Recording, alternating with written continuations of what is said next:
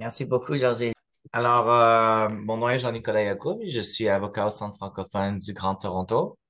Ça va me faire un plaisir de vous offrir cette présentation aujourd'hui. Je vais vous donner plein de conseils sur la préparation à votre audience d'asile.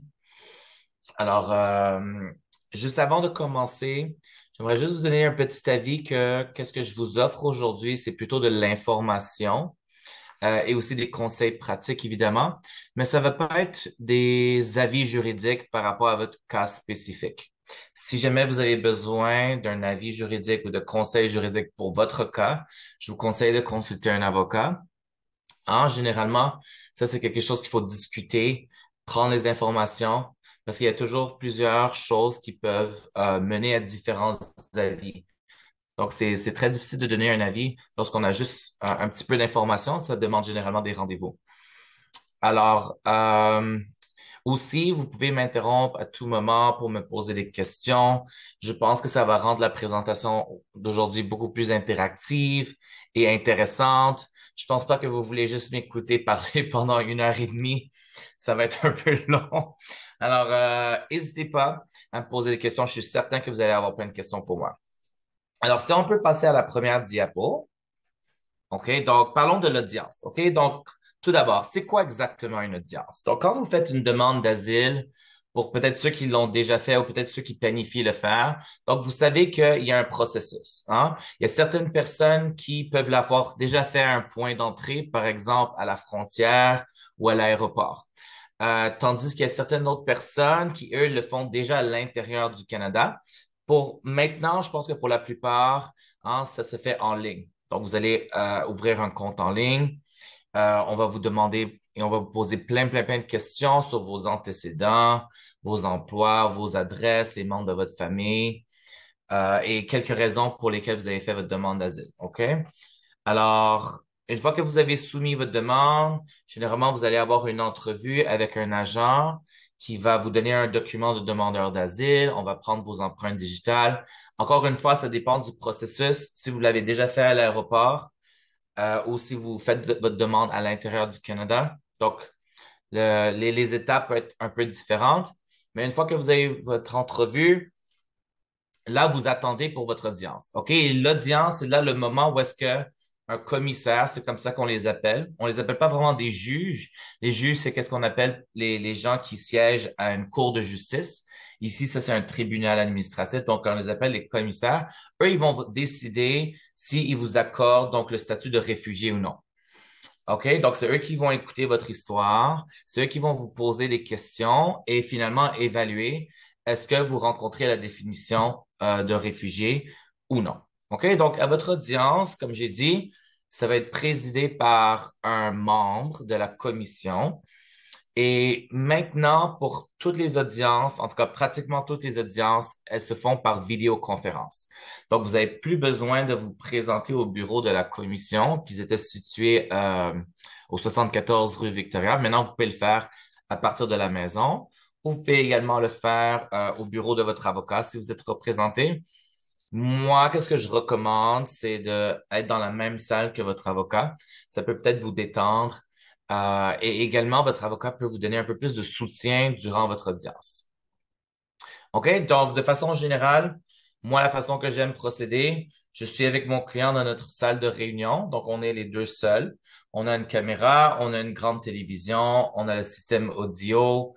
Notre Internet est très fort au bureau, donc ça évite les interruptions qui pourraient survenir. Je sais, j'ai déjà entendu parler qu'il y a certains gens qui se connectent sur leur téléphone. C'est pas ce que je recommande. C'est pas sécure. C'est pas vraiment très professionnel non plus. OK? Donc, si vous pouvez, si vous avez un représentant, un avocat, essayez de le faire en même temps. Ça, ce serait mon meilleur conseil. Si maintenant on passe à la prochaine diapo. OK? Donc, comment est-ce que ça se déroule une audience? Eh bien, sachez que de façon générale, ça va se passer soit sur l'avant-midi ou l'après-midi. Alors, encore une fois, si vous êtes représenté par un avocat, les greffiers de la commission, ils vont appeler votre avocat et ils vont leur demander, OK, c'est quand que vous aimeriez avoir une audience? Voici les plages horaires que j'ai de disponibles. OK, donc votre avocat a la possibilité de décider c'est quand qu'il va avoir votre audience une fois que ils sont prêts à vous céduler une audience. Alors, juste pour que vous sachiez, pour l'instant, il faut attendre environ 1 an à partir du moment où vous avez présenté votre demande d'asile pour avoir une audience. OK? Pas vraiment plus tôt, mais vraiment en moyenne 1 an. Donc, vous avez amplement de temps pour vous préparer. Mais donc, sachez qu'une fois qu'ils appellent, votre avocat donc, va céduler une audience et il peut choisir soit l'avant-midi ou l'après-midi. Moi, personnellement, je préfère l'après-midi parce que je pense que ça donne une meilleure nuit de sommeil à la personne le jour avant. Parce que quand votre audience est le matin, ça commence quand même assez tôt. Il faut être prêt dès 8h30. Donc, juste le stress de devoir se lever tôt, peut-être se rendre chez votre avocat, peut-être qu'il est situé un peu plus loin de chez vous. Peut-être que vous allez devoir vous lever dès 6 heures du matin. Vous allez être évidemment un peu stressé le jour d'avant. Donc, moi, pour éviter tout cela, je préfère l'après-midi. Alors, ça, c'est un conseil que vous pouvez donner à votre avocat aussi si c'est votre préférence.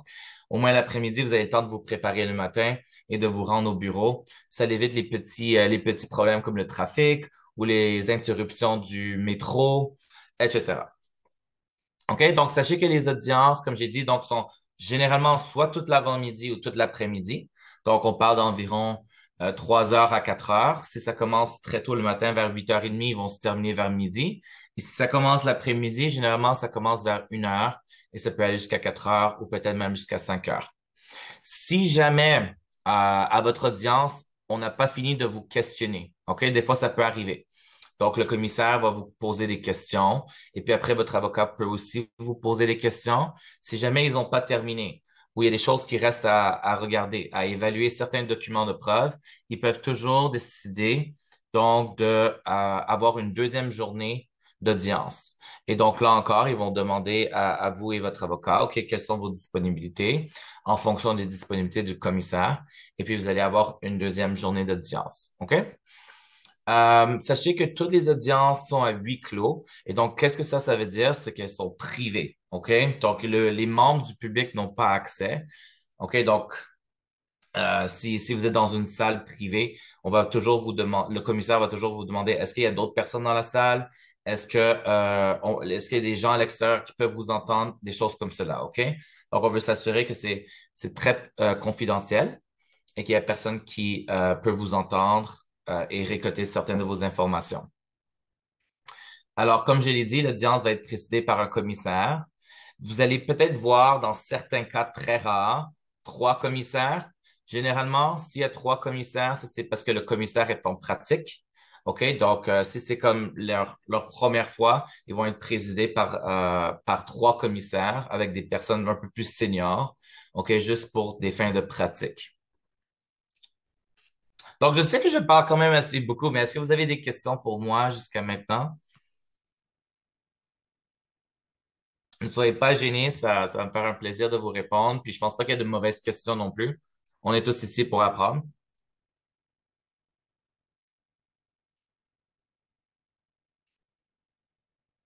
OK. Donc, s'il n'y a pas de questions, je vais continuer. Donc, à l'audience, vous allez témoigner et répondre aux questions qui sont posées par le commissaire. Sachez que dans certains dossiers, il se peut... Ah oui, je vois des mains levées.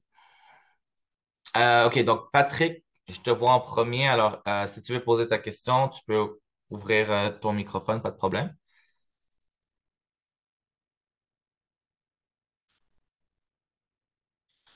Allô, Patrick, est-ce que tu nous entends? Oh, oh, Magassa, est-ce que tu veux poser ta question? Oui, oui. Oui, Bonsoir, OK, parfait. comment vous allez? Ça va très bien, merci. Et vous? Merci. J'aimerais juste savoir comment mieux, hormis le soutien de l'avocat, dans quelle position le concerné doit se mettre à la disposition du commissaire. Par exemple, Oh, si est-ce que tu peux répéter ta question? Je pense pas avoir bien compris. j'ai dit, hormis le soutien de l'avocat en question lors de l'audience, dans quel état d'esprit le concerné doit se trouver, en fait, pour faire face aux questions et tout. Euh, donc, si je comprends bien ta question, comment est-ce que la personne qui va témoigner Quel genre de soutien est-ce qu'elle va avoir cette journée-là? Non. Dans Oh. quelle est la posture qu'il doit adapter face au commissaire? Est-ce que tu peux répéter parce que ça l'a coupé un petit peu? J'ai dit, quelle sera sa position physique, par exemple, mentale? Ah, Comment OK. comment il doit être face pour ne pas éveiller les soupçons, par exemple, si c'est quelqu'un qui est stressant et tout. Comment se Ah, OK. comporter? Alors, donc, sachez que comme j'ai dit, tout se fait par vidéoconférence, OK, pour l'instant.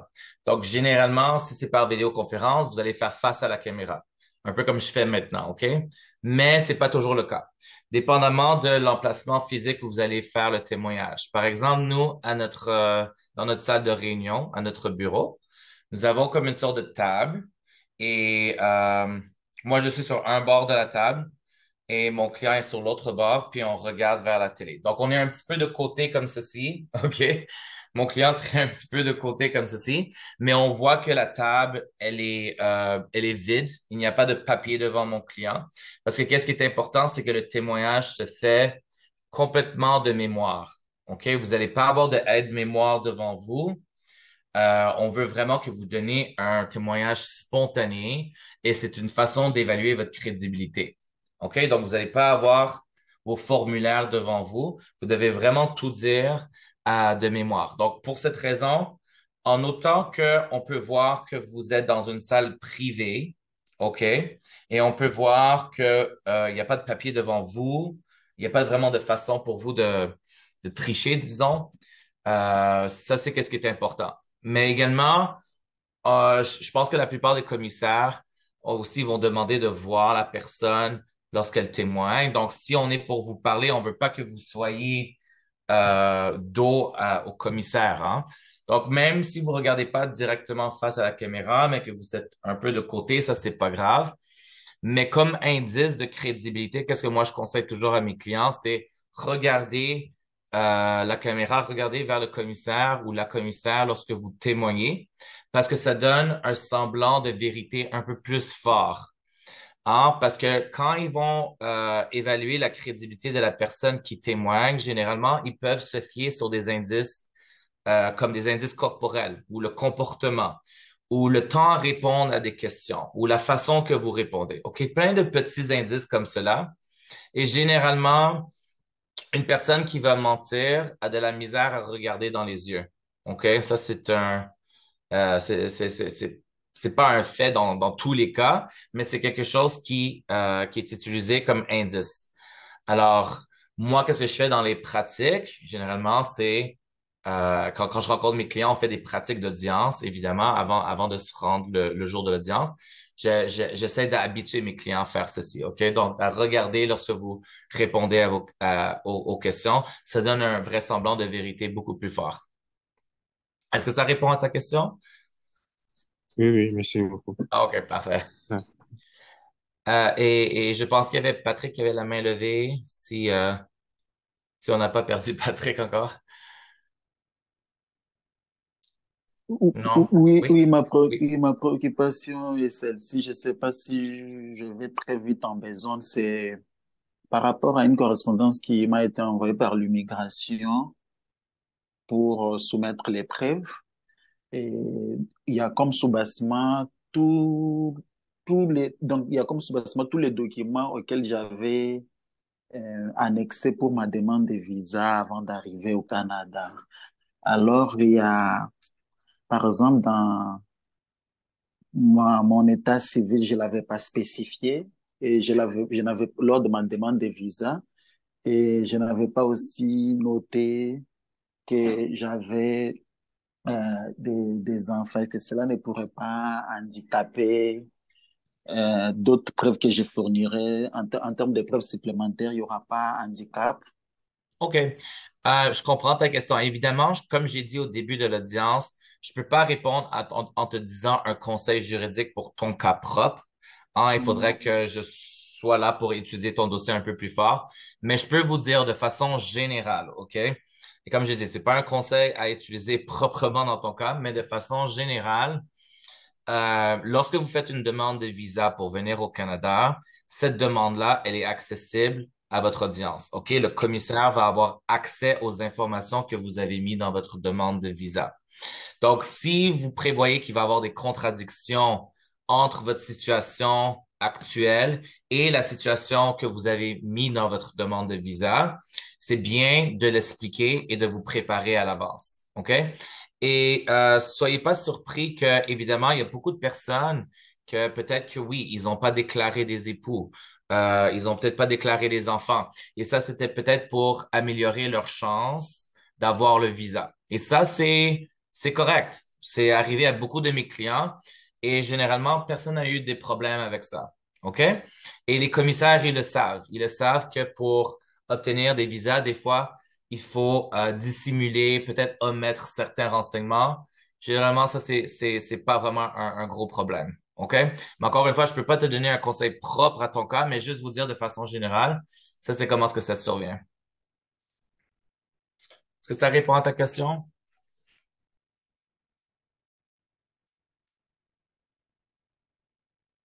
Allô, Patrick, est-ce que ça répond à ta question? Merci beaucoup, Jean-Nicolas. Oui. Je suis très satisfait. Ah, OK, parfait. Oui, Samy, tu peux, je vois que tu as la main levée. Oui, bonjour. Alors moi j'ai une Bonjour. petite question. Donc ça se passe, l'audience se passe seulement en visio et c'est tout. C'est ça, c'est comme en vidéoconférence, un peu comme on fait aujourd'hui.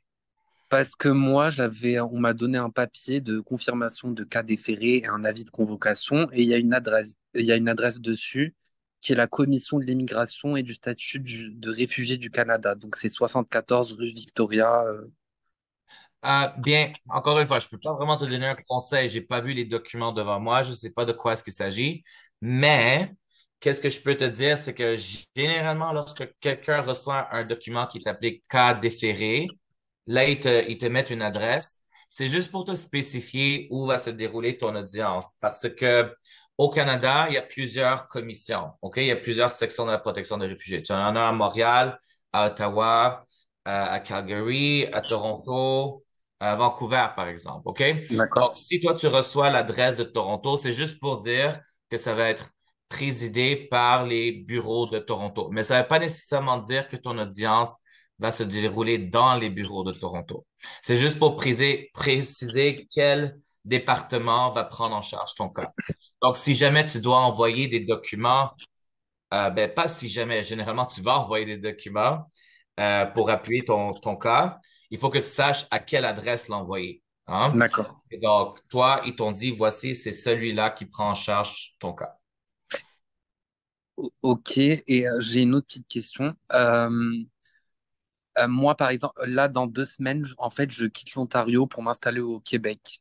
Et du coup, est-ce que mon audience se passera toujours en Ontario ou ce sera plutôt au Québec? Donc, pour les personnes qui déménagent dans une autre province, vous avez un peu le choix. Donc, soit de demander à la commission de transférer votre dossier. Par exemple, pour toi, tu pourrais le demander de le transférer à Montréal, si tu le veux. Ou, tu n'es pas obligé. Moi, j'ai des clients que c'est arrivé où est-ce qu'ils ont déménagé et puis ils étaient d'accord de juste continuer avec leur demande, que ça soit traité ici à Toronto. Comme j'ai dit, maintenant, c'est par vidéoconférence. Donc, vous voyez, tu as encore la possibilité de le faire à partir de n'importe où dans le pays, dans le fond. Mais Ok, très bien. moi, je préfère que mes clients soient avec moi au bureau.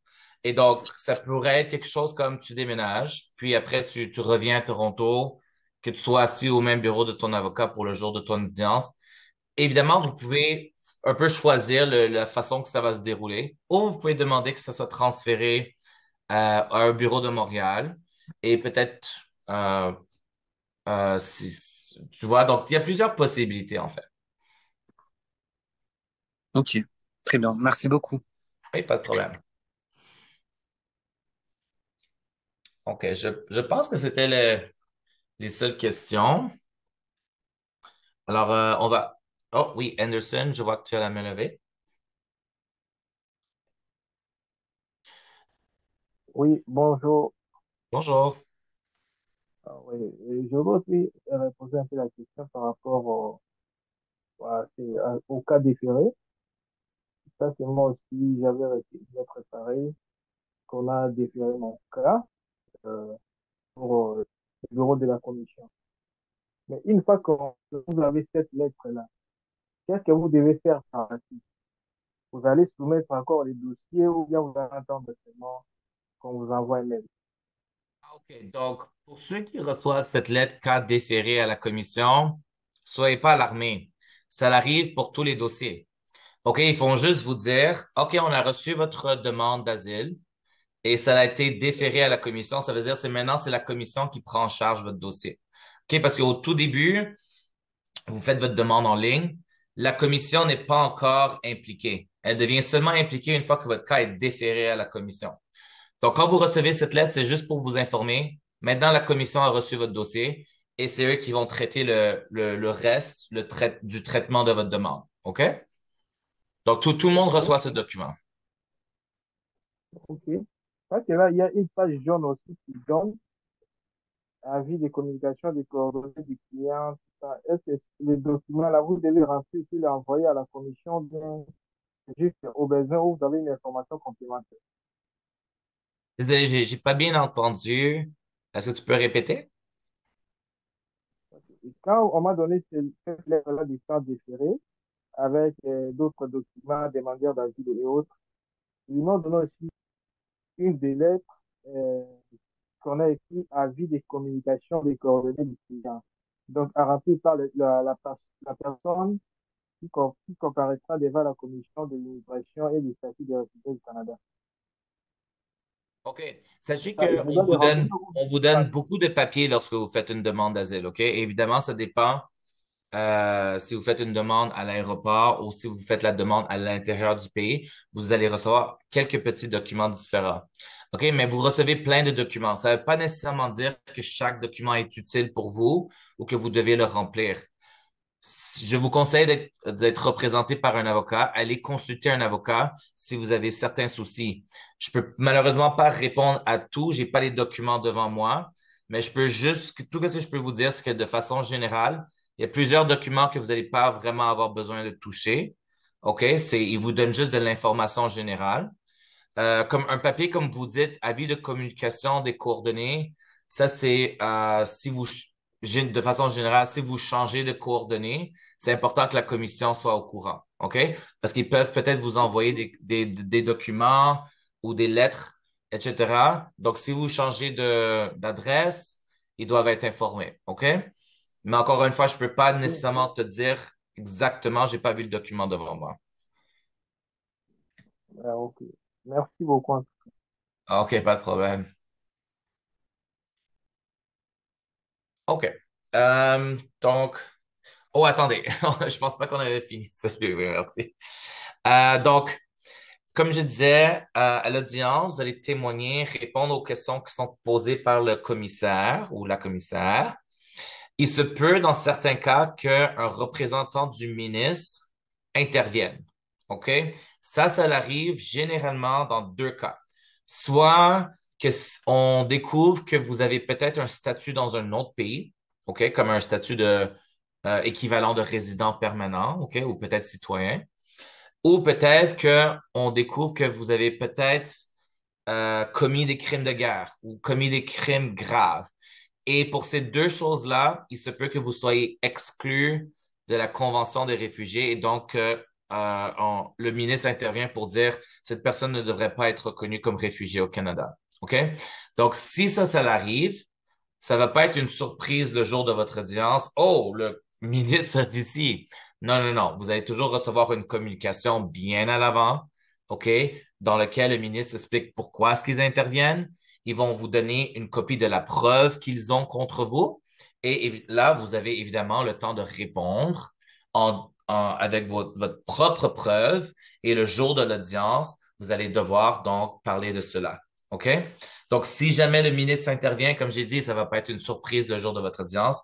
Vous allez recevoir bien à l'avance une communication à cet effet. Mais donc, s'ils interviennent, oh, bien, en fait, sachez que c'est pas toujours le cas où est-ce qu'ils vont venir à votre audience, OK? Ils vont le mettre dans leur lettre s'ils viennent ou non, OK? Mais s'ils viennent, généralement, c'est eux qui vont commencer les questions. OK? Puis après, ça va être le commissaire, puis après votre avocat. OK? Donc, juste sachez que ça peut être quelque chose qui survient. Si vous avez des témoins, vous pouvez également demander à la commission donc de prévoir un moment où est-ce qu'ils vont venir témoigner.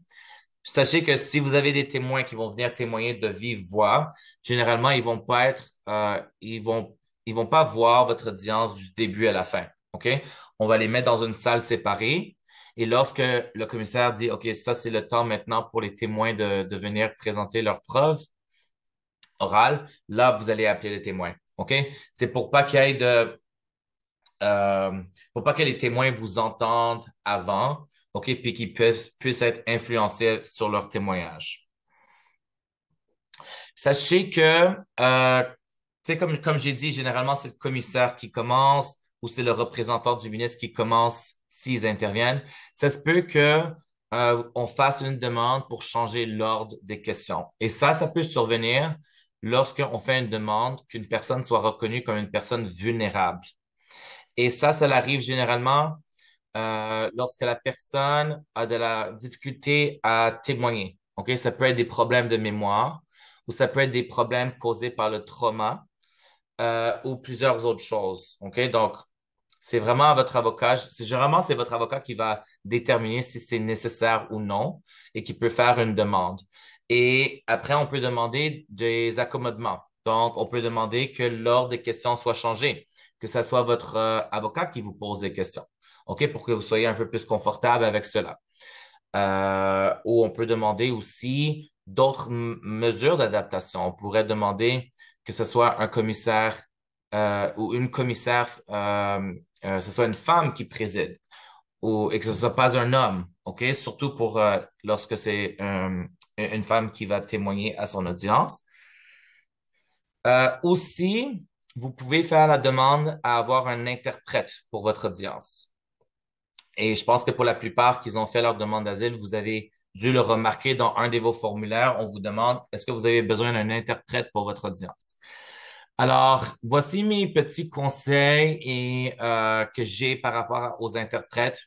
Si vous croyez que votre français est quand même assez bien, peut-être que je vous recommanderais, OK, évidemment, il faudrait que j'aille un entretien privé, là, mais je vous recommanderais peut-être de continuer en français. OK? La raison pour laquelle je dis ça, c'est que des fois, les interprètes, ils font des problèmes d'interprétation. Et c'est arrivé dans certains de mes cas où est-ce que mon client a dû arrêter et lever la main pour dire, Monsieur le commissaire, désolé, mais il y a un problème d'interprétation, c'est pas ça que j'ai dit. OK? Donc, au moins, par chance, mon client était euh, il connaissait assez bien le français, OK, pour remarquer et intervenir. Mais malheureusement, il peut y avoir des cas où est-ce que la personne ne parle pas très bien le français, donc on ne peut pas intervenir pour dire au commissaire, il y a un problème d'interprétation.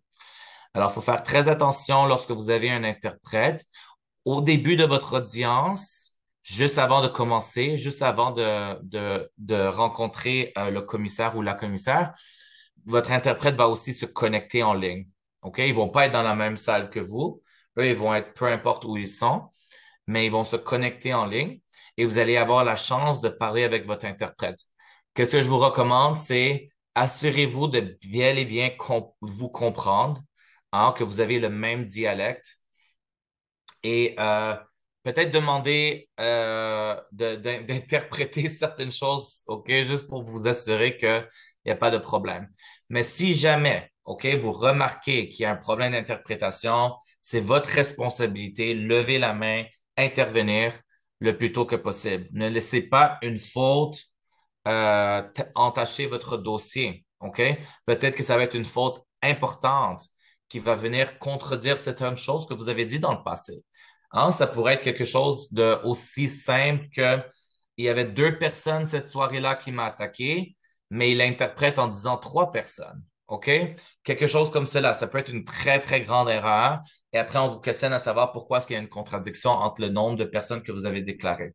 OK? Et là, vous comprenez pas vraiment pourquoi, parce que vous avez jamais dit ça à l'oral.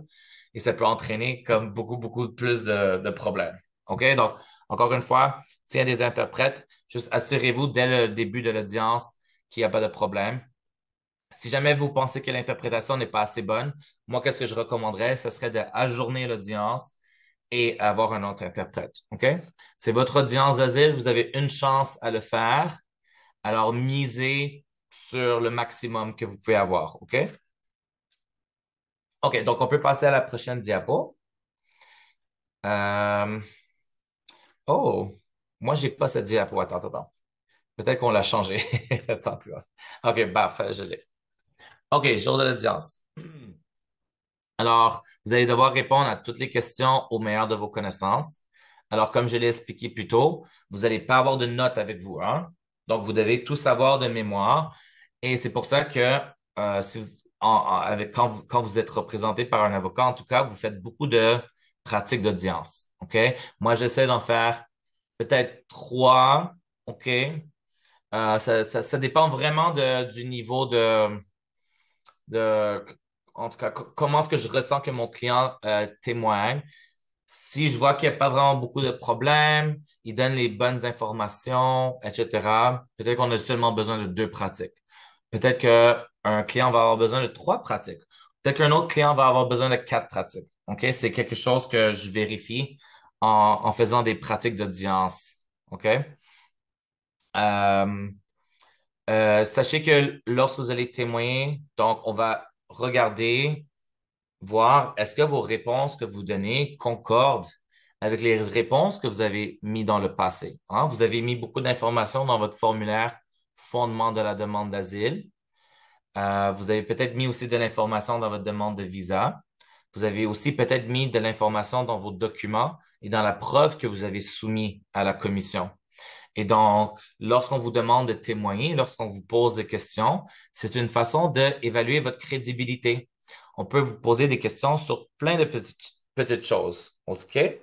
Moi, qu'est-ce que j'aime, c'est recevoir les documents que vous allez présenter à l'audience beaucoup plus, quand même assez de temps à l'avance pour s'assurer qu'il n'y a pas de problème. OK? Donc, lorsque je rencontre un client et qu'on fait la demande d'asile et on soumet le tout. Après, je fais généralement une liste de documents.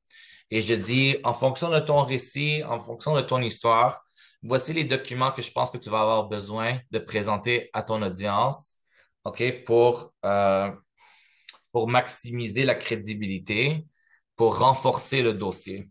OK? Donc, ça peut être plein de documents. Ça pourrait être des documents scolaires, ça pourrait être des rapports médicaux, ça peut être des lettres de témoignage, ça peut peut-être être, en tout cas, d'autres choses qui sont pertinentes pour la demande. OK? Qu'est-ce qu'il faut faire très attention, c'est que généralement, les commissaires, ils vont regarder des petites choses dans vos documents. Ils vont regarder si ça vient d'un organisme. OK? Vous avez une lettre d'emploi ou vous aviez un rapport médical qui vient d'un hôpital ou d'une clinique médicale ou vous avez un rapport de police. OK? On va regarder la vraisemblance du document. Donc, les commissaires, ils sont très, très assidus sur cela. Ils vont regarder, est-ce qu'il y a des fautes, des fautes d'orthographe ou des fautes de grammaire dans les documents? Est-ce que tout semble concorder comme un document qui semble officiel ou non? Donc, des fois, ils peuvent vous questionner à savoir comment est-ce que vous avez obtenu ce document? Qui vous a envoyé ce document? De quelle façon est-ce qu'ils vous l'ont envoyé? Par la poste? Est-ce qu'ils ont juste envoyé par email? Etc. OK? Donc, il y a plusieurs questions comme ça qui peuvent survenir. Euh, et c'est une bonne chose, en tout cas, de vérifier. Moi, c'est qu'est-ce que je fais? C'est que je vérifie que il y a pas de problème qui pourrait survenir. Si je vois, par exemple, qu'il y a une grande faute, hein, peut-être que la personne a mal écrit votre nom dans le document. Hein, si, par exemple, c'est un rapport médical qui dit, ah, j'ai rencontré, disons que mon client s'appelle Samy, puis ils disent euh, Sam, ou peut-être qu'ils vont l'appeler par un autre nom. J'essaie de voir si c'est possible de corriger cette erreur avant l'audience pour m'assurer qu'il n'y a pas de problème qui pourrait survenir. Parce que malheureusement, on ne sait pas c'est qui va présider à votre audience. Il y a des commissaires qu'on appelle des gentils et il y a des commissaires qu'on appelle des méchants. Et les méchants, ils aiment relever tous les petits problèmes de crédibilité qui peuvent survenir. OK? Donc, quelque chose de aussi simple comme votre nom est mal écrit ou peut-être une date est mal écrite. Il y a une erreur dans la date et des choses comme cela. Ça, c'est des choses qui peuvent être très, très, très importantes et qui peuvent faire une grande différence. Et comme j'ai dit, il y a certains commissaires que vous allez avoir qui vont pas vraiment se soucier de petites erreurs comme cela, mais il y a certains commissaires que pour eux, ça va être quelque chose, ça va être des problèmes de crédibilité. Alors, évidemment, on veut toujours que votre dossier soit le plus fort que possible. On veut éviter ces problèmes. Alors, si vous remettez vos documents le plus à l'avance à votre avocat, ça va vous donner le plus de temps d'avoir des conseils, à savoir est-ce qu'on a besoin de faire des changements, est-ce que tout est correct ou non. OK? Donc, moi, des fois, quand je reçois, par exemple, des lettres de témoignage et je lis ça et je m'aperçois qu'il y a des problèmes de crédibilité entre qu'est-ce que la personne m'a dit dans le passé et qu'est-ce que cette personne qui témoigne dans la lettre est en train de dire, il faut absolument le changer. Je ne pourrais pas soumettre ça à la commission au risque d'entraîner des problèmes de crédibilité. OK? Donc, si vous avez des documents, faites votre révision également. OK? Ne laissez peut-être pas tout à votre avocat de le faire. Vous connaissez, la personne qui connaît le mieux votre dossier, c'est vous-même. Hein? C'est votre histoire, tout est à vous. Donc, faites également votre travail de révision. Ça se peut que vous soyez mieux à trouver des erreurs que vos avocats. OK? Sinon, quelques petits conseils le jour de l'audience. Prenez votre temps pour répondre aux questions. OK? Ne, ne prenez pas cela comme si c'était une course. OK? Donc, si on vous pose une question, prenez bien le temps d'écouter c'est quoi la question et de répondre. Des fois, et moi, je vois ça dans les pratiques d'audience, la personne va commencer à me donner plein de renseignements qui n'ont pas rapport avec la question que j'ai posée. OK? Donc, ça, c'est une chose qu'on pratique évidemment, mais dès maintenant, ayez ce réflexe, bien écouter la question, c'est quoi les renseignements qu'on me demande et comment est-ce que je peux donner l'information qui est pertinente à cette question. Vous pouvez toujours demander une pause également le jour de l'audience si ça devient trop émouvant pour vous ou vous êtes juste un peu fatigué, ou vous avez juste besoin d'aller à la salle de bain, vous pouvez toujours demander une pause. Aussi, si vous avez des enfants, s'il vous plaît, les faire garder cette journée-là. OK? Ils ne peuvent pas venir à votre audience. En tout cas, s'ils viennent, ils ne peuvent pas être dans la même salle. OK? Et nous, par exemple, à notre bureau, on n'a pas nécessairement la capacité de garder les enfants. Les gens, ils travaillent malheureusement. OK? Donc, si vous avez des enfants, essayez de les faire garder. Si vous avez pas bien compris la question qu'on vous pose, très important de demander de répéter. OK? Essayez jamais de répondre à une question que vous n'avez pas compris. Ça pourrait peut-être vous amener à donner de l'information qui pourrait peut-être être problématique. OK? Alors, si vous n'avez pas bien compris, demandez de répéter ou peut-être demander de reformuler la question en des termes plus simples pour vous. Aussi, lorsqu'on vous pose une question, essayez de donner le plus de détails possible. OK? Je vais voir si je peux peut-être passer un exemple, mais euh, quelque chose de pertinent. Hum, Par exemple, quelqu'un qui s'est fait arrêter par la police, OK? Et on vous demande qu'est-ce qui est arrivé cette journée. Puis là, vous dites, ah, ben, je me suis fait arrêter par la police. OK? Et c'est tout qu'est-ce que vous dites.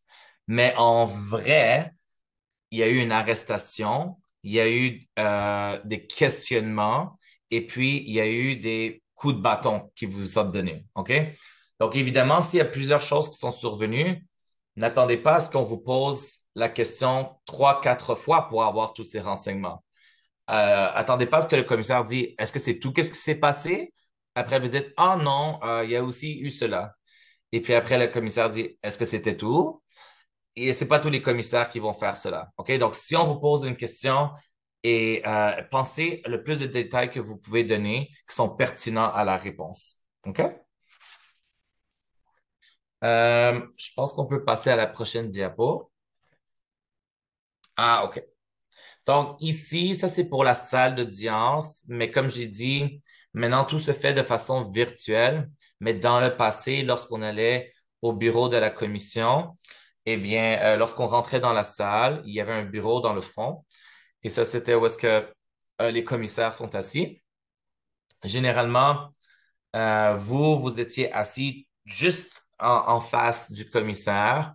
OK, donc il y a un bureau juste en face. Il y a un bureau à la droite, OK, pour votre représentant. Et il y a aussi un bureau à la gauche si jamais il y a un représentant du ministre qui intervient. OK? S'il n'intervient pas, ce bureau, il reste vide. Mais généralement, ça, c'était la structure qu'on avait. Maintenant, comme tout s'est fait de façon virtuelle, euh, c'est, c'est, c'est pas vraiment trop pertinent pour aujourd'hui. Alors, on peut passer à la prochaine diapo. Juste m'assurer, est-ce qu'il y a des questions juste avant qu'on procède? OK, pas de questions. Parfait. OK, donc quelques questions sur la procédure. Alors, comme tout se fait de façon virtuelle, très important, arriver le plus tôt possible au bureau. Donc, si vous avez une audience qui commence le matin, généralement, essayez de vous connecter 30 minutes à l'avance. Alors, je pense que les audiences commencent vers 8h50 le matin, des fois 9h. Alors, arrivez le plus tôt que possible, évidemment, et puis vous connectez au moins 15 minutes à l'avance pour vérifier que votre connexion est assez forte, pour vérifier que votre caméra fonctionne, pour vérifier que votre microphone et que le son est bon. OK? Généralement, ils vont aussi prendre votre numéro de téléphone en note et s'ils ont besoin de vous appeler, par exemple, s'il y a un problème de connexion et que la caméra coupe ou le courant coupe, quelque chose qui arrive, juste pour qu'on puisse vous rejoindre. Le greffier, c'est la personne administrative qui aide les commissaires, OK, avec la journée, avec le soutien technique et tout. Alors, eux aussi, ils vont vous donner leur numéro de téléphone au cas où il y a un problème technique. Mais en tout cas, qu'est-ce qui est bon pour arriver plus tôt, comme j'ai dit, c'est pour vérifier que les problèmes ne surviennent pas, mais aussi pour le temps de parler avec votre interprète, de tester la connexion. Et donc, c'est vrai qu'il n'y a pas de problème. Alors, au tout début, OK, je vais vous donner un peu un aperçu de comment est-ce que ça fonctionne. Donc, une fois que vous vous êtes connecté, que vous parlez avec le greffier qui vous demande est-ce que, euh, qui vérifie, désolé, qu'il n'y a pas de problème de son, etc., que tout le monde est arrivé, que l'interprète est arrivé, vous avez eu le temps de discuter ensemble. Alors là, ils vont inviter les commissaires, le ou la commissaire à venir se joindre. OK? Une fois que le commissaire se joint, généralement, on va commencer l'enregistrement. Ils vont expliquer donc pourquoi est-ce qu'ils sont là. Ils vont dire qu'ils sont ici pour évaluer donc, votre demande d'asile et de rendre une décision. Après, ils vont vous demander d'affirmer, de dire la vérité et que la vérité. Généralement, ils vont vous demander de lever la main et donc de jurer de dire la vérité. Ils vont vous présenter votre formulaire de demande d'asile à la page de la signature. Ils vont dire, est-ce que tout ce que vous avez dit dans votre formulaire est vrai, véridique et exact? Généralement, là, vous allez dire oui. Et ils vont vous demander, est-ce que ça, c'est bel et bien votre signature? Et vous allez dire oui. OK. Et juste pour vous donner comme conseil, ça, c'est un bon moment. Si jamais vous vous rendez compte que peut-être qu'il y a quelque chose que vous avez dit dans votre formulaire qui n'était pas vrai, ou peut-être, en tout cas, quelque chose que vous voulez affirmer à la commission, c'est le moment de le faire. OK? Parce que si, après qu'il vous pose toutes ces questions, est-ce que tout est vrai, véridique et exact? Et que vous dites oui. Et ça, c'est ma signature, oui. Puis là, plus tard, 1 heure plus tard, on vous pose une question, puis là, ils disent, ah, mais vous avez dit au début que votre formulaire est vrai, complet, véridique et exact, et là, vous me dites que vous avez oublié quelque chose d'important à me dire. OK? Alors, ne le faites pas 1 heure plus tard, faites-le dès le début. OK? Ça va vous éviter des problèmes. J'ai vu qu'il y avait une question dans la boîte chat, je vais juste vérifier. Une question pendant l'audience. Est-ce que je peux déposer mon histoire devant moi? Non. Donc, c'est pour Miesan Mathieu. Comme j'ai dit, votre témoignage se fait complètement de mémoire. Vous n'allez pas avoir de notes devant vous, donc vous ne pouvez pas avoir votre histoire devant vous. OK? OK. Alors, juste pour continuer un peu, donc vous donner le goût. Alors, c'est ça, on va vous demander de dire la vérité. On va s'assurer que c'est bel et bien votre signature au formulaire. Et puis là, ils vont dire à votre avocat, OK, faisons une liste des documents pour s'assurer que tout le monde ait les mêmes documents. Ils vont dire, par exemple, alors j'ai reçu votre formulaire de fondement d'asile, j'ai reçu votre demande de visa, j'ai également les preuves que vous m'avez soumises à telle date, etc., etc., etc. OK? Donc, ça, c'est une chose que votre avocat, généralement, il va faire. Il va juste s'assurer, OK, oui, ça, c'est bel et bien tous les documents. Si jamais il y a un document qui manque, OK, c'est le temps de le dire. Généralement, ça va être votre avocat qui va le faire. Après cela, il vous pose les questions en litige. OK? Et ça, c'est une partie très importante. Quand les commissaires disent, voici les questions en litige pour ce dossier, qu'est-ce qu'ils sont en train de vous dire? Ils sont en train de vous dire, voici les questions à laquelle moi, je veux que on s'attarde aujourd'hui parce que j'ai des problèmes de crédibilité par rapport à ces questions-là. Ou j'aimerais évaluer la crédibilité pour ces questions-là. Ça, c'est ce qui me semble le plus important pour votre demande. Et donc, toutes les questions qu'on va vous poser par après vont être par rapport à ces questions en litige. Alors, quelques questions en litige qu'il pourrait avoir. OK. Ça peut être, par exemple, sur votre identité. Alors, sachez que établir votre identité, c'est très important.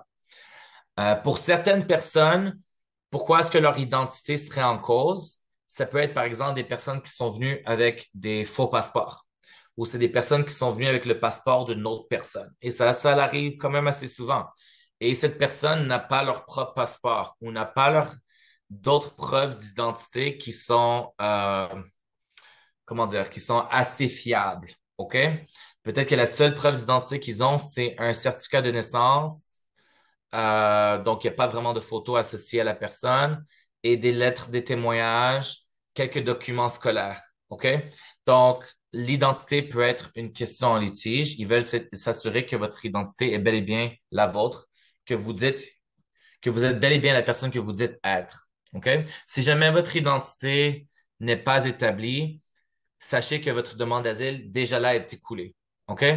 S'ils ne sont pas convaincus que vous êtes bel et bien la personne que vous dites être, ils peuvent arrêter la demande d'asile et juste vous refuser sur ce motif-là. OK? Donc, très important, l'identité. D'autres questions en litige, ça peut être, par exemple, la protection de l'État. Alors, quand vous faites une demande d'asile, ça, c'est un critère qu'ils utilisent pour savoir est-ce que vous avez besoin de la protection du Canada si votre propre pays peut vous protéger. Alors, ils vont vous poser des questions à savoir comme est-ce que vous avez essayé de demander à la police de vous aider ou aux autorités de vous aider ou si vous n'avez pas demandé la protection de votre État, pourquoi? Etc., etc., etc. OK? Donc, c'est vraiment des questions à savoir est-ce que ça, c'était une possibilité ou non. Un autre type de question en litige, ça pourrait être qu'est-ce qu'on appelle la possibilité de refuge intérieur.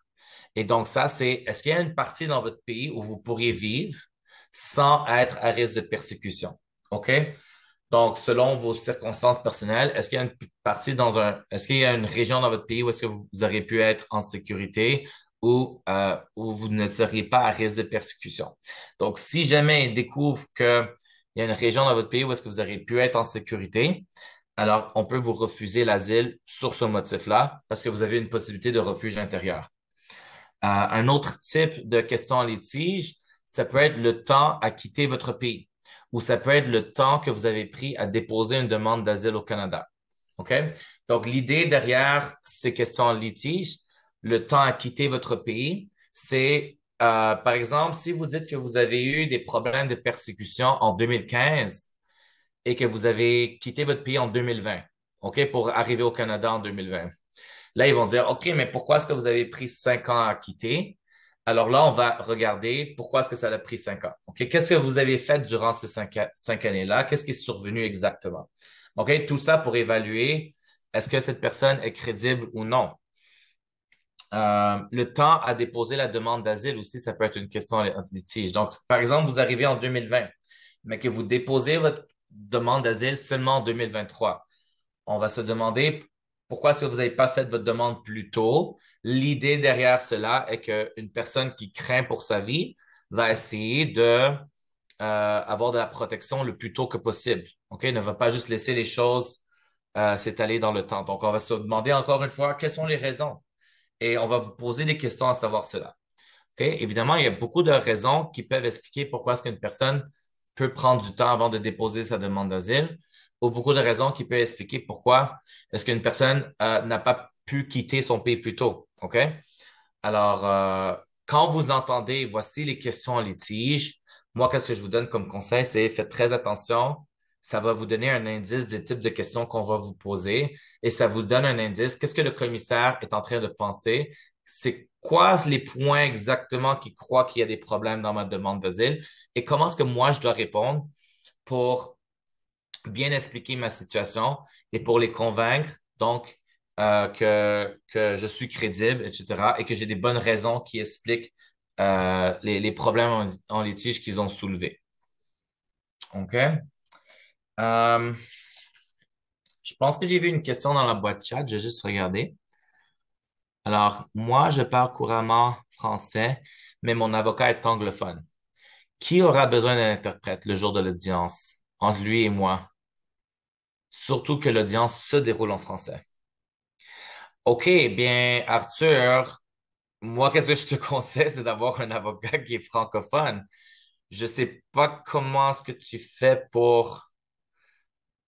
euh, pour parler avec ton avocat, mais c'est sûr que si ton avocat est anglophone, toi, tu es francophone, l'audience va se dérouler en français. Je pense pas qu'ils vont avoir deux interprètes cette journée-là. Euh, Généralement, l'interprète, c'est pour t'aider toi, c'est pas pour aider ton avocat. Alors, honnêtement, j'ai jamais eu cette situation. Je suis désolé, je peux pas vraiment te répondre. Mais généralement, il y a un interprète ou ça se peut que des fois qu'il y ait deux interprètes s'il y a des problèmes. Mais l'interprète est là pour t'aider toi et pas là pour vraiment aider ton avocat. Alors, malheureusement, j'ai pas vraiment la réponse à te donner. Mais mon conseil, ce serait peut-être de trouver un avocat avec qui tu peux parler en français.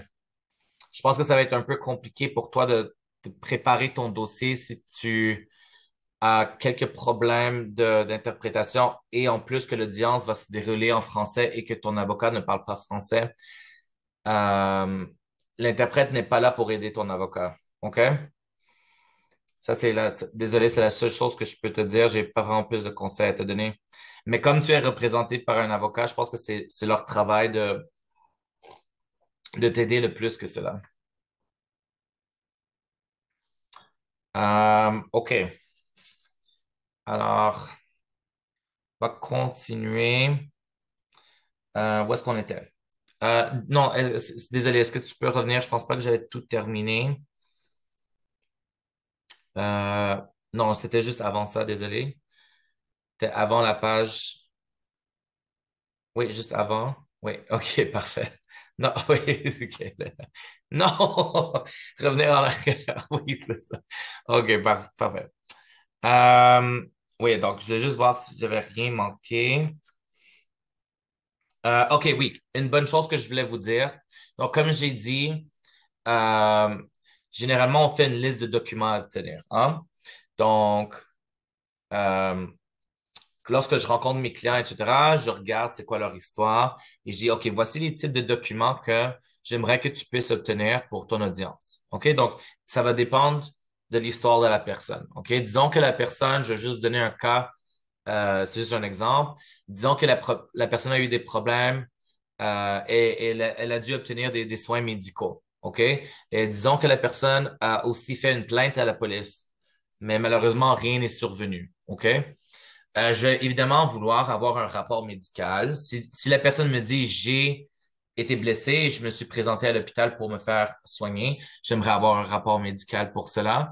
Si la personne me dit je suis allé au poste de police, j'ai fait une plainte, j'aimerais avoir une preuve sur cela. OK? Évidemment, c'est certain que des fois, c'est pas possible d'obtenir ces documents. OK? Vous êtes ici au Canada et les choses se sont déroulées très, très loin d'ici.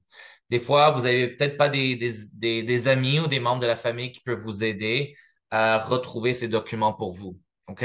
Ou des fois, les organismes n'ont pas gardé ces documents. OK? Donc, tout est possible, évidemment.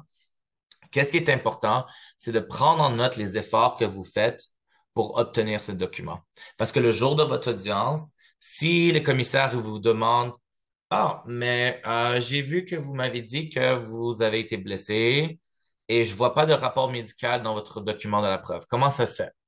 Et là, qu'est-ce que vous allez répondre va être très important. Si vous dites, ah ben, j'ai pas été capable de les obtenir, ils vont dire, ah, OK, qu'est-ce que vous avez fait comme effort? Et là, vous dites, ben en fait, j'ai pas vraiment essayé parce que je savais que j'allais pas être capable.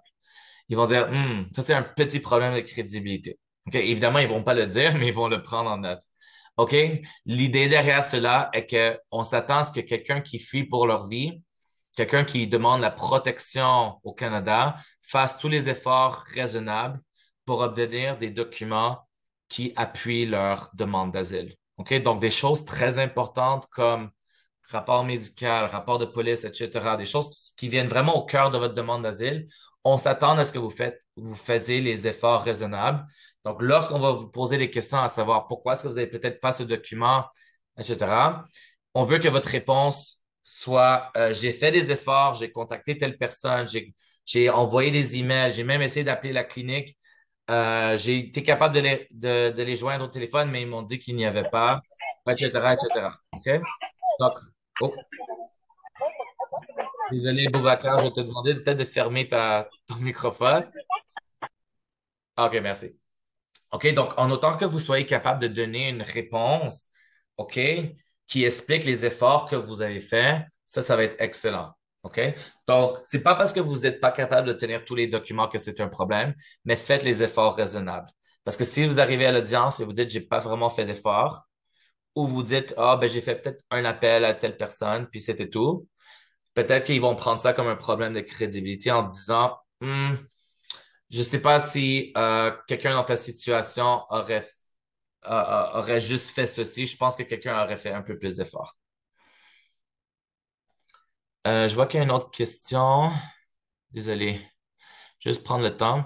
J'ai une question. J'aimerais savoir, à propos des témoins, supposant que mon témoin se trouve dans mon pays, mais dont la vie n'est pas en danger et accepte de témoigner. Celui-ci devra le faire depuis mon pays. OK.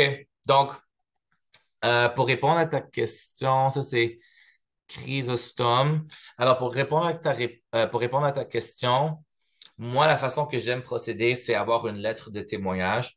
Je demande pas nécessairement à ce que le témoin vienne donner un témoignage de vive voix, OK? Mais ce serait possible. Si tu veux que ton témoin témoigne à vive voix, généralement, il faut envoyer un avis à la commission en disant, j'aimerais appeler tel témoin, donner ses informations, son nom, etc., l'objet, un sort de court résumé du type de témoignage qu'il va donner et pourquoi est-ce que c'est important qu'il puisse témoigner. Puis là, ils vont prévoir un moment durant l'audience parce qu'on pourrait le contacter, que ce soit peut-être par Zoom ou par un numéro de téléphone, ou s'ils étaient disponibles au Canada, ça aurait pu être en personne aussi. Euh, mais moi, la raison pour laquelle je préfère juste envoyer une lettre de témoignage sans que la personne ait besoin de se présenter ce jour-là pour témoigner de vive voix, c'est que si une personne témoigne de vive voix, ça se peut qu'elle donne des renseignements qui sont contraires à votre histoire. On ne sait jamais qu'est-ce que la personne va dire à l'oral. C'est toujours un problème de crédibilité, OK? C'est un risque de problème de crédibilité. Également, votre avocat n'a peut-être pas le temps nécessairement de préparer votre témoin. OK? Donc, si on n'a pas vraiment le temps de préparer votre témoin, encore une fois, il pourrait dire des choses à vive voix qui viennent contredire ce que vous avez dit ou en tout cas, il pourrait avoir des problèmes de crédibilité. OK? Je pense que vous avez compris. Généralement, les lettres de témoignage sont tout aussi bonnes. OK? Et on peut s'assurer exactement du contenu et qu'il n'y ait pas de problème de crédibilité. OK? Si jamais vous avez une lettre de témoignage, toujours une bonne idée que ça soit accompagné. OK, oui. Willy, tu peux poser ta question, mais juste finir ce que j'ai à dire. Si vous avez une lettre de témoignage, toujours une bonne idée qu'elle soit accompagnée d'une copie de la pièce d'identité de la personne, juste pour s'assurer que c'est une vraie personne. OK? Si c'est une lettre de témoignage qui n'est pas accompagnée d'une pièce d'identité, alors peut-être que le commissaire va donner pas vraiment de poids à votre lettre. OK? Et évidemment, ça dépend du type de témoin. Si c'est par exemple un ami ou peut-être un membre d'une famille ou quelque chose comme cela, on va, on va généralement prévoir une pièce d'identité. Mais si c'est une lettre qui vient d'un médecin de l'hôpital et on voit l'entête de l'hôpital, etc., généralement, on n'a pas besoin de la copie d'identité. On s'attend pas à ce que le médecin présente sa copie d'identité. OK? Donc, tout dépend du type de témoin, mais évidemment, c'est toujours une bonne idée d'avoir une copie de la pièce d'identité. Donc, Willy, oui, tu peux poser ta question au Oui, microphone. oui, bonsoir, Jacob, Jean-Nicolas. Bonjour. J'avais deux questions. Alors, ma première question, c'est de savoir s'il y a une différence entre une personne protégée et une personne au sens de la Convention. Et puis, si par exemple ta demande d'asile a été rejetée, quel est le statut qu'on aura après le rejet de ta demande? OK, ça, c'est des bonnes questions. Ouais, Mais si tu me permets, ça va être des choses que je vais parler à la fin de la présentation. Donc, peut-être on ok, pourra s'en reparler à la fin. OK? Je pense que je vais avoir répondu à tes questions à la fin. OK? ok, parfait. OK. Alors, on peut passer à la prochaine diapo. Parfait. OK, donc pour l'interrogatoire, alors comme je l'ai dit, OK, euh, le jour de votre audience, vous allez vous connecter un peu plus à l'avance. Le greffier va s'assurer qu'il n'y a aucun problème de connexion. Vous allez rencontrer votre interprète si vous en avez un. Le commissaire va vous donner les règles cette journée-là. Ils vont vous demander de jurer, de dire la vérité. Ils vont faire une liste de documents. Ils vont poser les questions litiges. Et là, ils vont commencer les questions. OK? Donc, les questions, l'interrogatoire va commencer soit par le représentant du ministre, s'il y en a un. S'il n'y en a pas un, ça va être votre commissaire qui va commencer. Donc, le commissaire va vous poser des questions, évidemment, qui ont trait avec les questions litiges qu'ils ont énoncé un peu plus tôt. Donc, très bonne idée d'écouter c'est quoi les questions litiges. OK? Donc, quel type de questions est-ce qu'ils peuvent vous poser? Sachez que ça peut être sur pratiquement n'importe quoi. OK? Ils peuvent vous poser des questions aussi banales que quel est votre nom? Dans quelle ville est-ce que vous êtes né? Nomme-moi des villes voisines de où tu habitais. Dis-moi c'est quoi le nom de l'école où tu es allé. Dis-moi, c'était quoi le champ d'études que tu as fait à l'université? Ah, tu as fait une thèse de doctorat. C'est quoi le nom de la thèse de doctorat que tu as fait? Des choses comme cela. OK? Ça peut vraiment être n'importe quoi. C'est pas nécessairement juste des questions comme c'était quoi que tu as peur dans ton pays ou est-ce que tu es allé à la police? OK? Évidemment, ces questions vont être importantes et ils peuvent te les poser, mais prévoyez qu'ils peuvent vous poser des questions sur pratiquement n'importe quoi. OK? Et c'est pour ça que généralement dans les pratiques, on essaie de le faire. OK? Mais comme j'ai dit, elles vont généralement être en trait avec les questions litiges. Donc, par exemple, si votre identité est une question litige, sachez qu'ils vont vous poser énormément de questions pour voir est-ce que vous êtes bel et bien la personne que vous dites? Est-ce que vous venez bel et bien du pays où que vous dites que vous venez? OK? Parce qu'on n'a pas assez de preuves fiables, on n'a pas assez de preuves euh, pour établir votre identité. Et alors, on va avoir besoin de votre témoignage à vive voix pour le faire. OK? Donc, ils peuvent vous poser des questions sur votre pays. C'est quoi l'hymne national? Combien est-ce qu'il y a de langues officielles? Quel est en tout cas, peut en avoir beaucoup. Quelles sont les religions officielles? C'est quoi les ethnies de votre pays? C'est quoi les pays voisins? C'est quoi la mer qui est située dans votre pays? Etc., etc., etc. OK? Donc, plein de questions comme ça que vous ne pourrez peut-être pas vous attendre. Vous pensez, OK, ils vont me poser des questions sur mon identité. Ils vont me poser une question comme, c'est quoi On le a nom de mes le parents? numéro de téléphone. Oh. c'est quoi le nom de mes parents ou c'est quoi ma date de naissance, des choses comme ça. Non, ça peut être beaucoup plus vaste. OK? Alors, sachez que vous pouvez peut-être avoir des questions sur pratiquement n'importe quoi. Juste demander à Boubacar, s'il te plaît, de fermer ton microphone. Ah, OK, merci. Euh, Si peut-être on peut passer à la prochaine diapo, s'il n'y a pas de questions sur ça. OK. Alors, je pense que j'ai déjà parlé un peu des témoins. Euh, donc, comme j'ai dit, si vous avez des témoins, ils feront leur déclaration, mais ils vont attendre à l'extérieur de la salle d'audience ou de la salle où est-ce que vous vous témoignez jusqu'au moment de faire le témoignage, OK? Pour pas que leur témoignage soit entaché avec ce que vous avez dit plus tôt, OK? Pas, non, c'est comme pour éviter que il soit influencé par votre témoignage. Euh, donc, généralement, une fois que les questions sont terminées, OK? Donc, une fois que les commissaires, ils ont posé leurs questions, une fois que votre avocat a fini de vous poser des questions, on va demander à votre avocat de faire des soumissions légales. Et les soumissions légales, c'est dire pourquoi est-ce que pourquoi mon client devrait être reconnu comme réfugié au sens de la Convention ou comme qualité de personne à protéger. OK?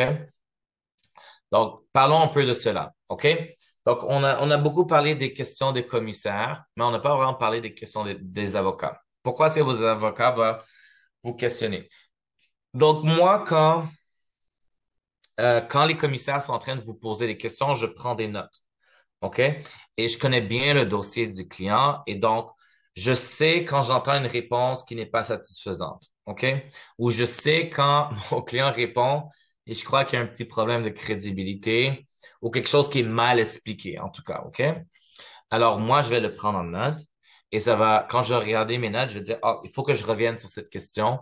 Il faut que je dise à mon client de donner un peu plus d'informations sur cela. OK? Donc, généralement, lorsque votre avocat va vous poser des questions, c'est parce qu'ils vont peut-être revenir sur des choses que vous avez peut-être mal témoignées dans le passé. Alors, prenez ça comme un indice. Si mon avocat me repose une question à laquelle j'ai déjà répondu plus tôt, c'est pas parce qu'il veut que je redonne la même réponse. OK? Ce serait complètement inutile. Alors, si on me repose la question plusieurs fois, c'est parce que peut-être que j'ai mal donné des renseignements. OK? Évidemment, entre, entre les questions du commissaire, entre le moment où est-ce que le commissaire pose ses questions et le moment où est-ce que votre avocat pose des questions, il y a une petite pause. OK? Généralement, votre avocat va demander une pause pour bien se préparer à vous poser des questions.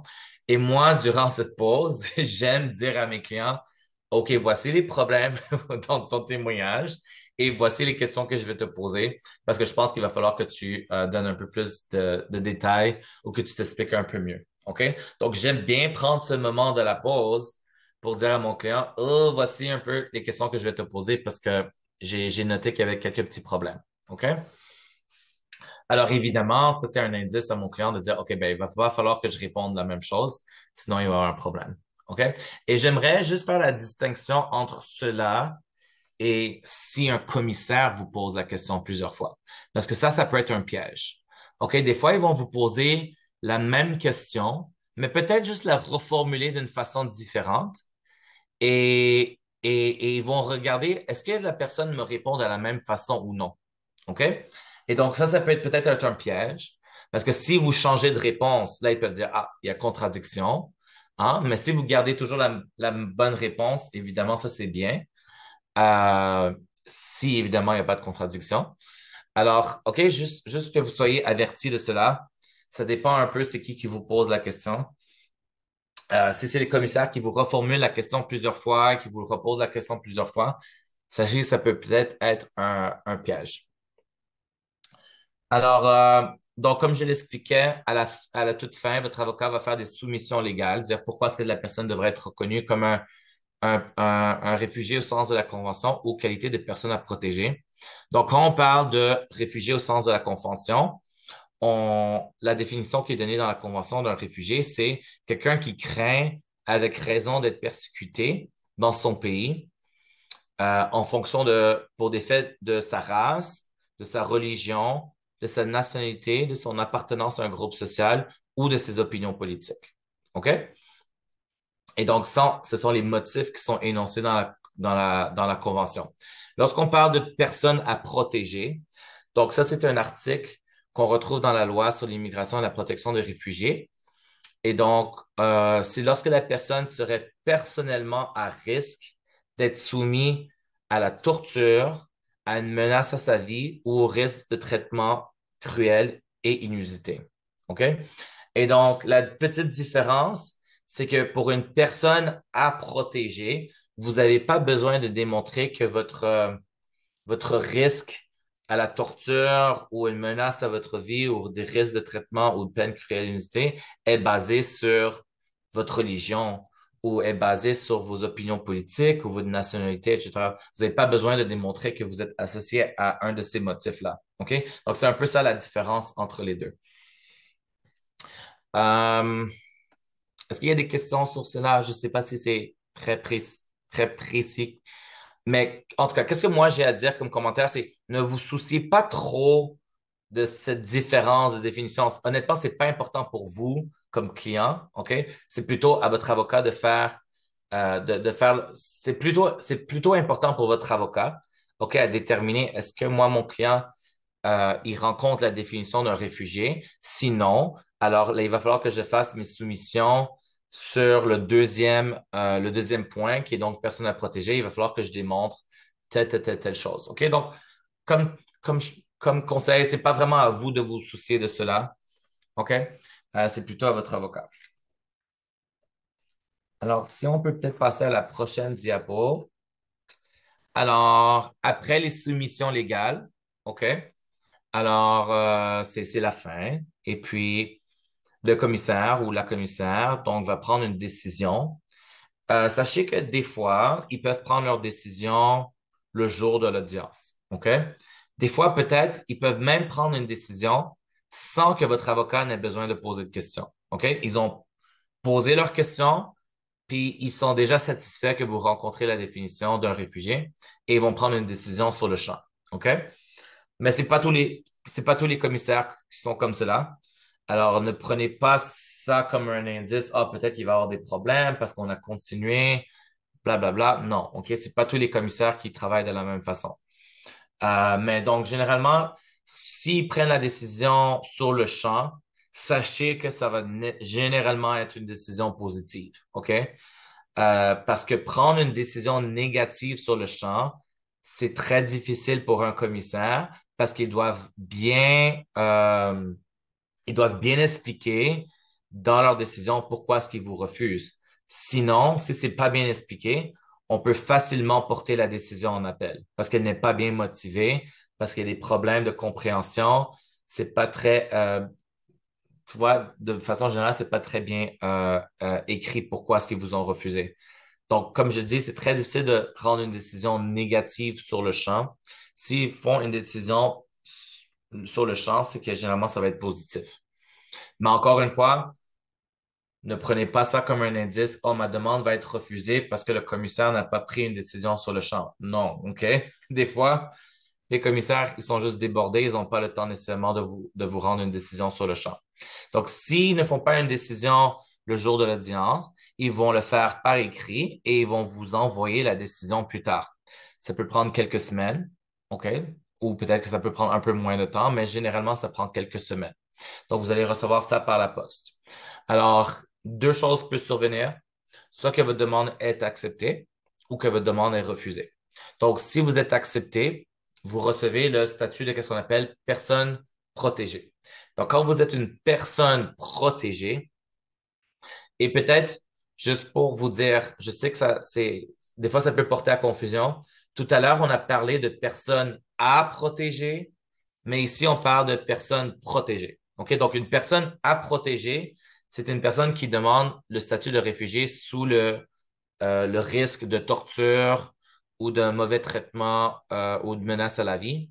Mais lorsqu'on parle de personnes protégées, donc il n'y a pas de à protéger, là, on parle d'une personne dont la demande d'asile a été acceptée. OK?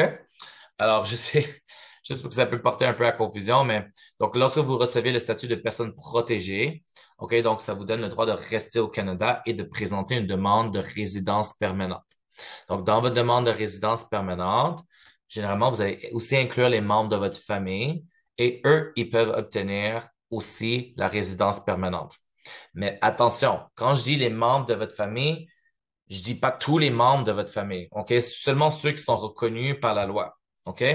Donc, les membres de votre famille que vous pouvez inclure dans votre demande de résidence permanente, ça va être soit votre époux, épouse ou conjoint, conjointe, OK?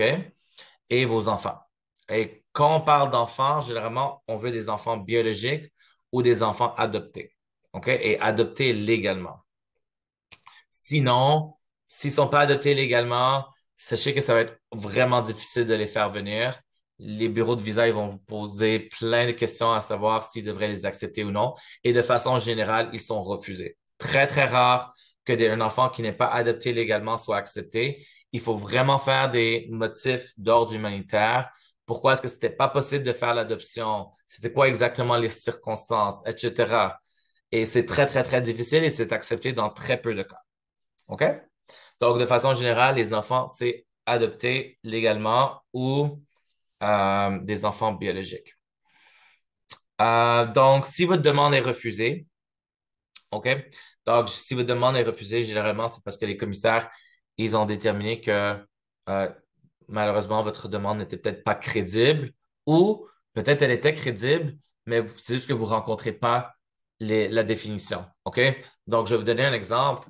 Des fois, des personnes, leur demande d'asile peut être basée sur la discrimination qu'ils ont suivie dans leur pays. OK? Mais la discrimination, ça, c'est peut-être pas quelque chose qui est toujours reconnu comme de la persécution. Ça va dépendre de la gravité de la discrimination. OK? Donc, des fois, ils ont entendu votre histoire, ils vous croient. Ils disent, oui, vous avez subi de la de la discrimination, mais malheureusement, ce n'est pas élevé jusqu'au niveau de persécution reconnu par la Convention. Donc, malheureusement, j'accepte pas votre demande d'asile. OK?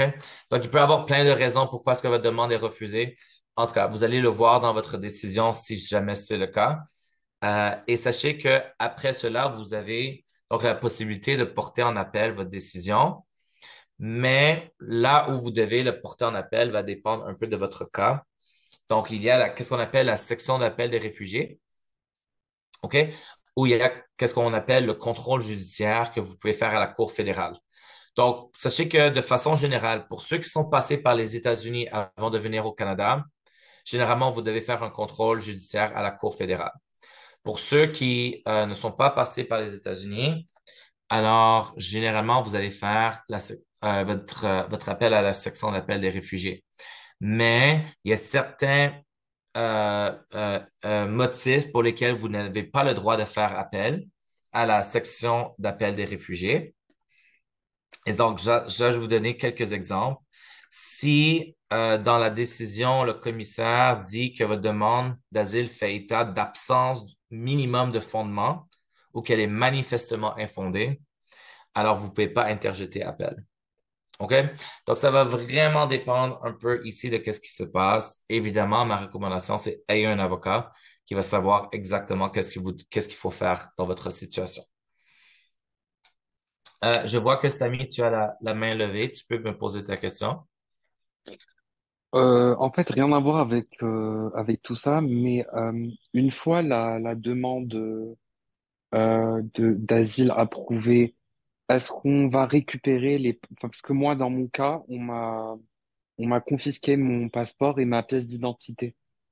Oui, Donc, donc est-ce quand qu'on... c'est confisqué pour tout le monde qui font une demande d'asile, vous allez pouvoir les réavoir une fois que vous faites votre demande de résidence permanente. Mais sachez que euh, vous ne devriez plus utiliser de passeport de votre pays. OK? Sinon, le ministre de l'Immigration donc, pourrait intervenir pour dire que vous n'avez plus besoin de la protection du Canada. Généralement, lorsque vous réutilisez votre passeport de votre pays d'origine ou que vous voyagez avec ce passeport. OK? Ça peut être quelque chose de aussi simple que de redemander un nouveau passeport, désolé, de son pays d'origine, OK? Sans D'accord. même voyager avec. Ou ça peut être voyager avec son passeport, mais se rendre dans un autre pays. Ou ça peut être, évidemment, voyager avec son passeport et retourner dans son pays d'origine. Le ministre peut intervenir et demander à ce qu'on retire votre statut d'asile et vous allez perdre votre statut d'asile, vous allez perdre votre résidence permanente si vous étiez résident permanent. Et vous allez recevoir une mesure d'interdiction de territoire qui fait en sorte que vous allez devoir quitter le pays et vous n'allez plus pouvoir retourner avant un minimum de 5 ans.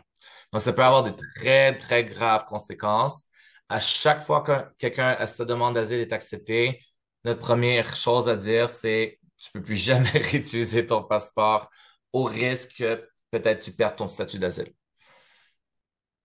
D'accord, merci. Oui, pas de problème. Et du coup, j'ai une autre question.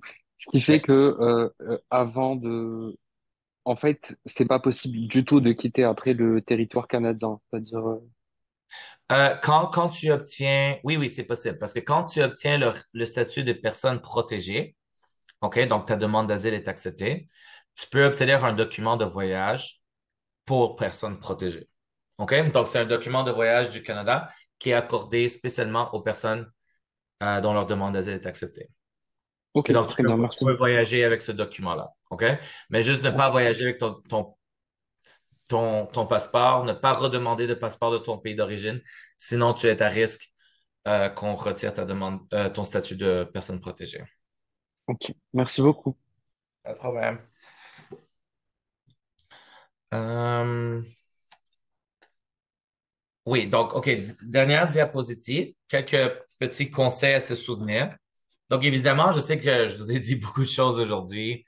Je pense pas que vous allez nécessairement pouvoir vous rappeler de tout, OK? Mais finissons par des bons conseils, OK?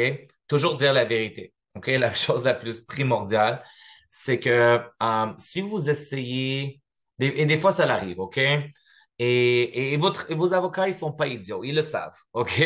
Si vous essayez d'embellir votre histoire et la rendre plus grandiose et plus, comme on dit, Hollywood, OK? On va le voir et ça va être peut-être des problèmes de crédibilité. Parce qu'il y a certains commissaires, donc ils vont venir piquer avec des questions pour voir comment est-ce que ça se fait que tout ça s'est survenu.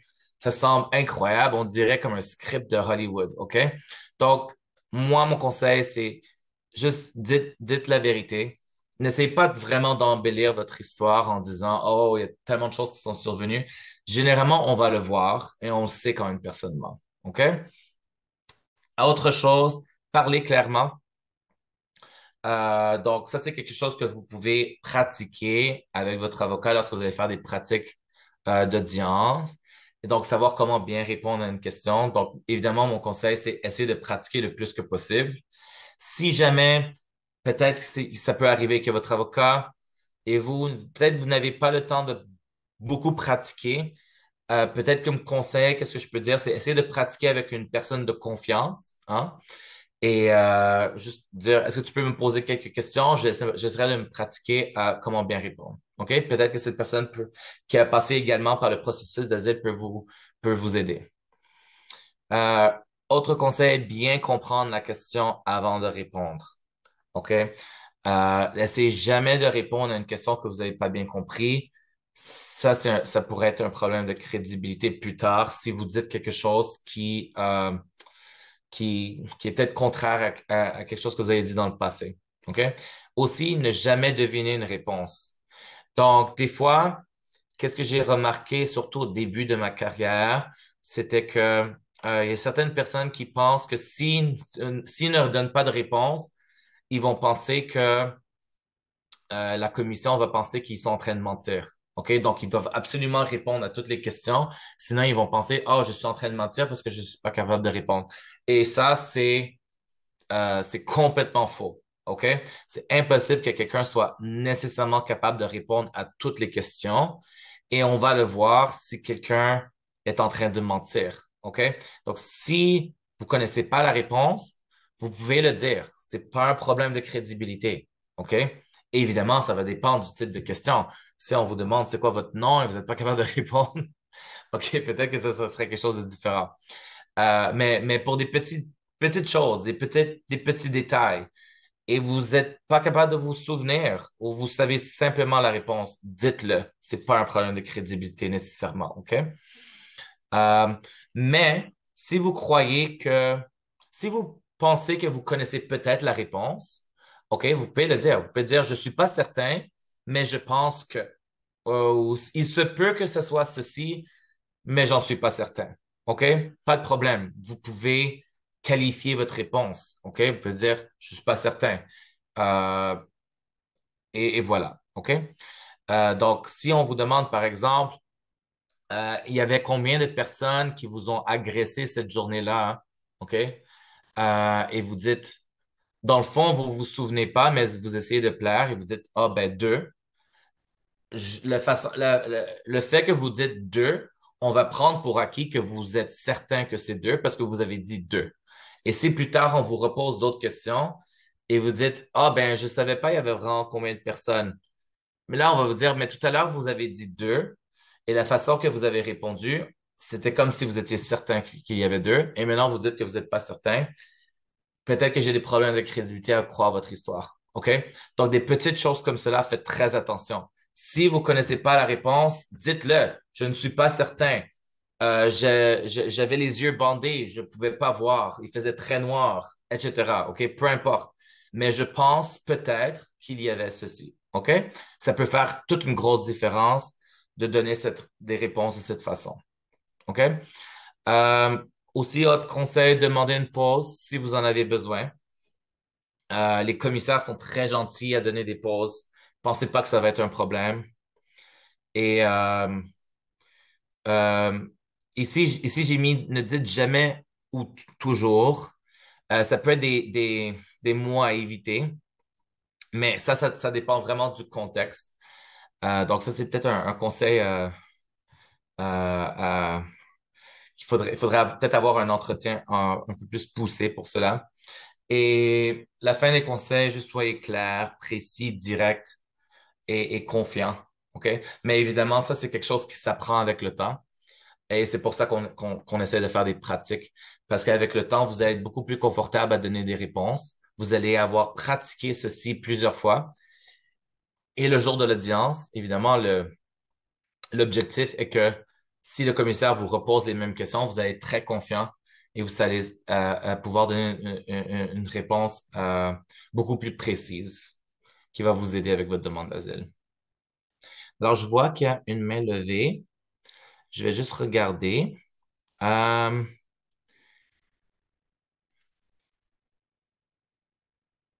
OK, attendez. Je vois qu'il y a plusieurs questions qui m'ont été posées. Euh, OK, il y a Chrysostome. Tu dis, j'ai pas bien compris ce point. Quand vous dites de ne pas se soucier si la personne est confrontée à une situation d'appartenance ou à une religion, ou si ce dernier demande l'asile à partir d'une situation, ce moment-là, que faire? Parce que quand je parcours la liste des situations évoquées pour une demande d'asile, il y a ces points-là. Alors, pourquoi ne pas? OK, pour répondre à ta question, c'est parce que tout à l'heure, j'expliquais que quand tu fais une demande d'asile, tu peux être reconnu comme réfugié au sens de la Convention ou tu peux le faire sous le motif de personne à protéger. Qu'est-ce que j'essaie d'expliquer, c'est que techniquement, ça ne devrait pas être toi qui devrais se soucier de ceci, OK? Ça devrait être ton avocat. Si tu n'as pas de représentant, évidemment, là, ça va devenir important pour toi. Mais je recommande absolument d'avoir un représentant. Donc, c'est pour ça que je disais que toi-même, tu ne devrais pas t'en soucier. OK? Donc, j'espère que ça répond à ta question. Euh, oh, tu as posé une autre question. À propos de crédibilité de l'identité, supposons que je sois rentré au Canada avec l'identité de quelqu'un d'autre et ensuite je viens faire la demande d'asile avec ma propre identité. Est-ce que cela pourrait nuire à mon dossier? Euh, Évidemment, il n'y a pas de façon claire à répondre à ta question. Je ne peux pas te dire oui, c'est un problème ou non, c'est pas un problème. Tout dépend des éléments de preuve que tu as en cause et des raisons qui expliquent pourquoi est-ce que tu es venu avec une autre identité et est-ce que ton explication est crédible ou non. Alors, malheureusement, j'ai pas de réponse claire à te donner. Tout dépend des faits et tout dépend de qu'est-ce que tu auras comme preuve à présenter et comme explication à présenter. OK? Donc, j'espère que ça répond à ta question. Euh, pour cette dernière diapositive, je pense que ça, on en a déjà parlé un peu. Donc, c'est ça. Si votre demande d'asile est acceptée, comme j'ai dit, vous pouvez faire une demande de titre de voyage pour réfugiés et ça vous permet donc de voyager. Mais évidemment, ça ne vous permet pas de voyager dans votre pays d'origine, OK? Ou dans votre pays de citoyenneté. Là où vous avez allégué que vous étiez à risque de persécution, OK? Donc, ne pas faire cela, OK? Euh, et est-ce que c'est la dernière diapositive ou est-ce qu'il y en a un autre? Oh, la perte du statut de réfugié. Oui, donc comme je disais, vous pouvez peut-être perdre votre statut de réfugié. C'est qu'est-ce qu'on appelle la cessation. Et donc, ça peut arriver dans des cas où est-ce que, par exemple, on détermine que vous avez redemandé la protection de votre pays. OK? Et évidemment, oh, désolé, Blandine, je vais vous demander, s'il vous plaît, de fermer votre micro. Désolé, à moins que vous avez une question. Euh, oui, donc, évidemment, quand je dis que vous allez redemander la protection de votre pays, c'est pas parce que vous avez fait ça de façon comme cela. C'est pas comme si vous êtes retourné dans votre pays, vous avez dit à l'aéroport, oh, j'aimerais avoir la protection, j'aimerais redemander la protection de mon pays. OK, non, c'est pas comme ça que ça arrive. Les raisons que le Canada peut mettre de l'avant, c'est que vous avez redemandé un passeport de votre pays ou que vous avez voyagé avec ce passeport, vous êtes retourné dans votre pays. OK? Ça peut être une de ces trois situations, par exemple. Ça peut être suffisant pour le ministre à intervenir et dire, vous n'avez plus besoin de la protection du Canada, vous avez redemandé la protection de votre pays. OK? Donc, faire très attention. Comme j'ai dit, moi, mon conseil, ne jamais redemander de passeport de votre pays et ne jamais retourner dans votre pays à risque, malheureusement, de pouvoir perdre votre statut.